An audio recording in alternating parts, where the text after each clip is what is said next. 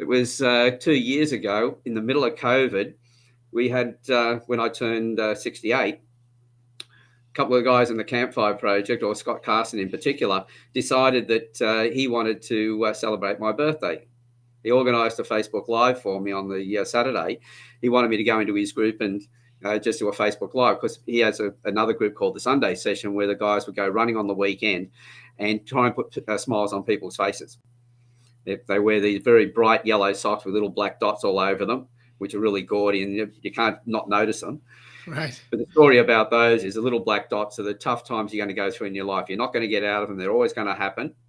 But the yellow is the warmth of the winter sun, the camaraderie, the people that you have around you, having the right support. And they use these as symbols to get conversations going, because somebody's looking at their socks and they start grinning. Then they look up and they see the grins on their faces, and conversations start.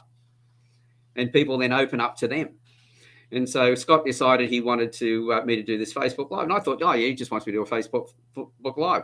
It's my 68th birthday. I've had that many of them. It's not that special. So I wasn't even thinking about that. We're on StreamYard, and there's a pounding on my door downstairs. He said, oh, you better go and get that, because interrupting our conversation. I opened the door up, and he said, I'll just look after everybody on Facebook Live. We'll get back to you when you come back up. It's one of my students from 10 years ago. I profiled her son when he was 6 years old. He's got Asperger's. She's standing there. She's part of the Campfire Project as well. She's got a mask on. She's got a phone up filming me. She's in the Facebook Live. She brought me a cake that she baked because there was nowhere else open to buy one. And there was a birthday present, which happened to be a roll of toilet paper. And so this was my surprise.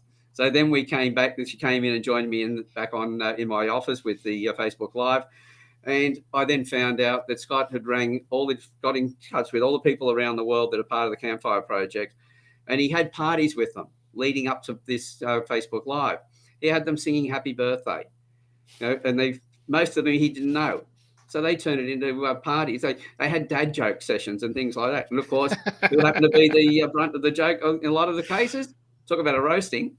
And I was in tears watching this, because it's just the fact that they thought so much of me to go and organise people on 7 different continents. You can see why having those relationships with people, where first of all making sure that I am the right person, that sort of response is what you get.